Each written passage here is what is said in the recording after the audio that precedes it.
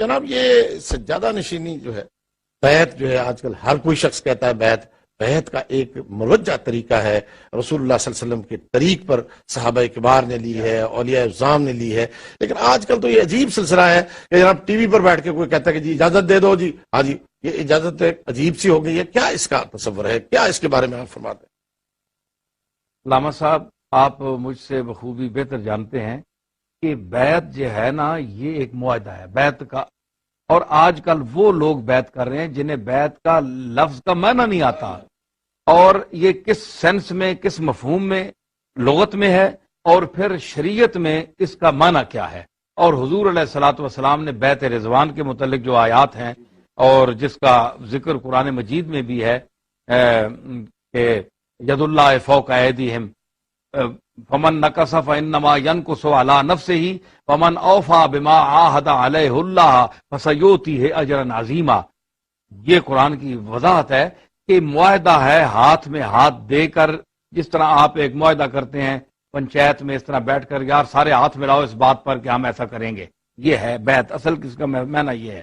تو حضور نے صحابہ سے یہ بیعت لی تھی کہ اس بات پر فلاں فلاں پر، عورتوں کی بیعت لی تھی کہ وہ چوری نہیں کریں گی، زنا نہیں کریں گی وغیرہ، قرآن نے بھی اس میں ذکر کیا ہے۔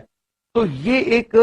ایک طریقہ ہے، لیکن اس کو ہم نے ثابت کرنے کے لیے جناب کہ یہ بیعت ضروری ہے، تو آپ کریں پیر بننے کے شوق میں کہ جو پیر جس خانقاہ میں پیدا ہوا وہ ضرور بیعت کرے، تو اس کے لیے حضرت پیر مہر علی شاہ صاحب نے اپنی کتاب میں آداب شیخ بھی لکھے ہیں کہ جو بیعت کر سکتا ہے، جس کو اجازت ہے، اس کے لیے عالم دین ہونا ضروری ہے۔ عالم دین ہونا، پھر جناب متقی جو ایک معیار ہے اللہ کے نزدیک، اس میں تو انبیاء ہی پورے اتر سکتے ہیں، اس تقوی کے مقام پر تو کوئی ہے، لیکن بہرحال اپنی طرف سے وہ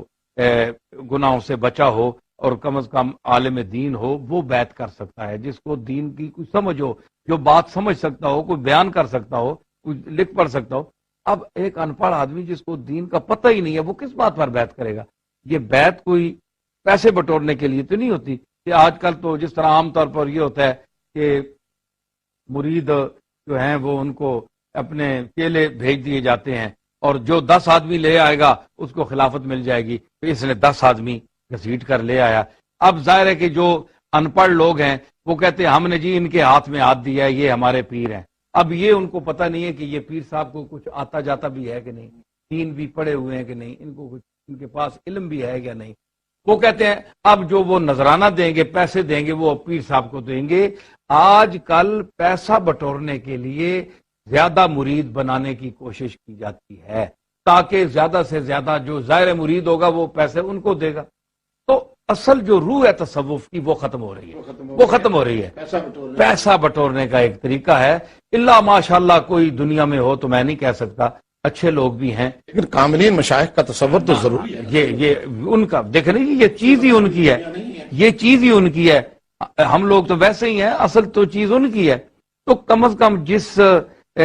ناج پر انہوں نے یہ بیعت کا طریقہ اختیار کیا تھا، اور اس پہ حالانکہ بڑے اعتراضات بھی ہیں بیعت پر، وہ اب ایک طبقہ ہے وہ کہتا ہے جناب بیعت جو ہے وہ ضروری ہے، اس کے بغیر انسان جو ہے وہ ابلیس جو ہے شیطان اس کا پیر ہوتا ہے، جس کا یہ ایک غلط بات ہے، اس کا کوئی وجود نہیں، نہ یہ حدیث ہے، پتہ نہیں کس کا قول ہے، انہوں نے حدیث بنا دی، کوئی حدیث نہیں ہے۔ بات یہ ہے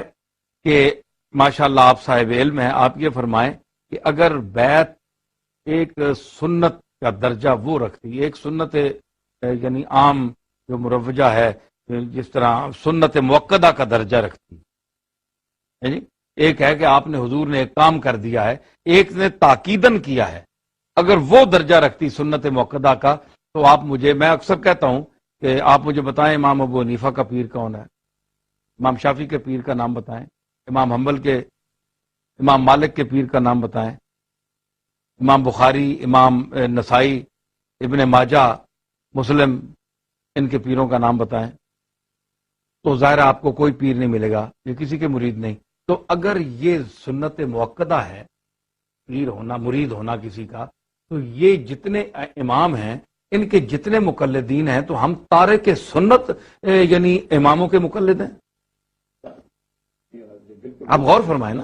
کیا ہم تارک سنت اماموں کے امام ابو حنیفہ معاذ اللہ کو تارک سنت ہے کیونکہ ان کا پیر ہی کوئی نہیں ہے؟ مجھے بتائیں کس کے مرید تھے وہ؟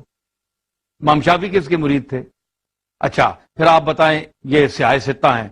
ان کے پیر کون ہیں؟ تو آپ تارک سنت جامعین حدیث کی کتابیں پڑھ رہے ہیں آپ؟ گویا یہ سنت موقدہ نہیں ہے. اگر کوئی کامل شیخ مل جائے جو نسبت رسول کے ساتھ اس کا تعلق ہو تو پھر اس کے ہاتھ میں ہاتھ دیا جائے، ورنہ ایسا عام آدمی کے. اگر یہ آپ کہیں گے تو اب تک جن مسلمانوں نے بیعت کسی پیر کی نہیں کی، کیا وہ مسلمان نہیں ہیں؟ دار اسلام سے خارج ہو گئے؟ تو ایسے لوگوں کی بیعت نہ کرنا بہتر ہے کرنے سے نہ کرنا بہتر ہے جو جاہل ہیں، جن کو پتہ ہی نہیں، جو صرف ایک گدی پہ یا ایک درگاہ میں بیٹھ کر وہ بیعت کر دیتے ہیں اور ان کو نہ بیعت کا مفہوم پتہ ہے، نہ وہ کچھ دین کے متعلق بتا سکتے ہیں، نہ قرآنی تعلیمات ہیں، نہ علم ہے، نہ کچھ بتا سکتے ہیں، نہ کسی سوال کا جواب دے سکتے ہیں. تو وہ ان کو کیا حق حاصل ہے کہ وہ بیعت کریں؟ دیکھیں نا، بیعت کا مقصد تو فوت ہو گیا. اور ہاں اگر آپ نے مرید زیادہ کر کے تو پیسے بٹورنے ہیں، ہاں کاروبار ٹھیک ہے. آپ یہ تو ایک کاروبار جیسے کہ اکٹھا کرنا اپنے پیروکار اکٹھے کر کے، جس طرح سے سیاسی پارٹیاں کرتی. پیر میر علی شاہ صاحب فرمایا کرتے تھے کہ آیان ہم، وہ تو کثر نفسی سے فرمایا کرتے تھے کہ ہم تو اس قابل نہیں ہیں، تو بیعت کرنے لینے کے قابل وہ ہے جس کی نظر آیان ثابتہ پر ہو کہ اللہ تعالیٰ نے اس بندے، ایک جو میرے پاس آیا مرید ہونے، تو اللہ تعالیٰ نے ایک کے اسماء میں سے یہ کس اسم کا مظہر ہے؟ غفور کا، رحیم کا، جلال کا، ودود کا، ہے جی، رؤوف کا، رحیم کا، کس اسم ذات کا مظہر ہے؟ پھر اس کے مطابق وہ اس کو وظیفہ بتاتے تھے. وہ لوگ بیعت لینے کے مستحق ہیں. فرمایا کرتے تھے ہم تو ایک ان کے خادم بیٹھے ہوئے ہیں، ہم تو اس قابل نہیں ہیں. پیر میر علی شاہ صاحب، تو آپ بتائیں کہ وہ تو کثر نفسی سے فرماتے تھے. تو پیر میر علی شاہ صاحب نے جو ایک اسٹینڈرڈ جو بیان کیا ہے، معیار رکھا ہے، آپ دیکھیں اس پر تو کوئی لاکھوں میں کروڑوں میں سے ایک دو ہوں گے آدمی. تو یہ جو آج کل ایک وبا کی طرح یہ پیری پھیل گئی ہے، اور گھسیٹ کر ادھر سے پکڑ کے ادھر سے گھسیٹ کر ادھر آؤ جی، ادھر آؤ جی، ادھر آؤ. تو اس میں